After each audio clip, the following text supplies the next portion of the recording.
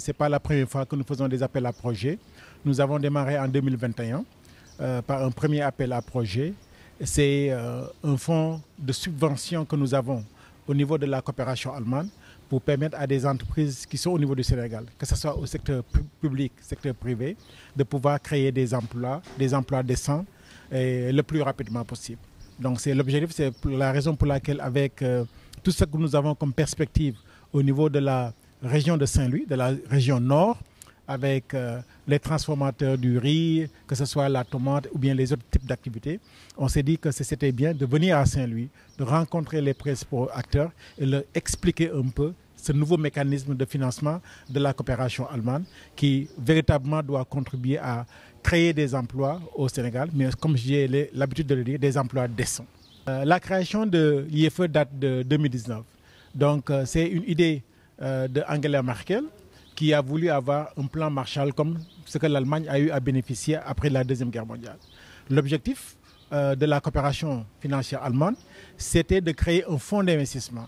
Mais l'innovation, c'est que c'est un fonds d'investissement subventionnaire. Ce n'est pas des prêts, ce n'est pas des prises de participation, mais c'est des subventions qui vont être allouées à des entreprises qui sont là depuis et qui ont cette capacité de créer des emplois le plus rapidement possible.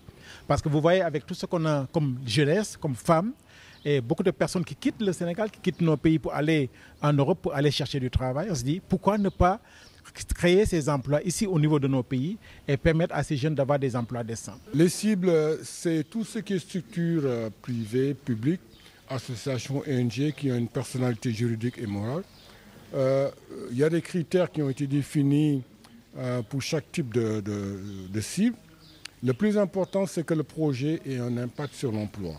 Bien sûr, il y a des critères qui permettent d'évaluer les projets pour apprécier tout ce qui est logique, la viabilité aussi de ces projets.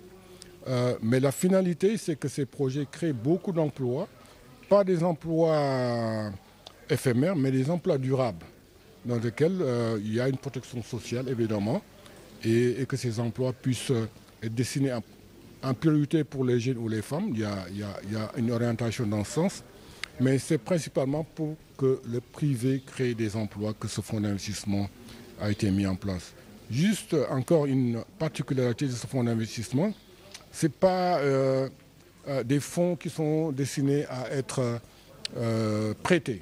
C'est des subventions gratuites. Ça veut dire que le minimum de subvention qu'un projet peut obtenir une subvention de la part des IFE, c'est 650 000 €, donc c'est une somme conséquente, jusqu'à 5 millions d'euros.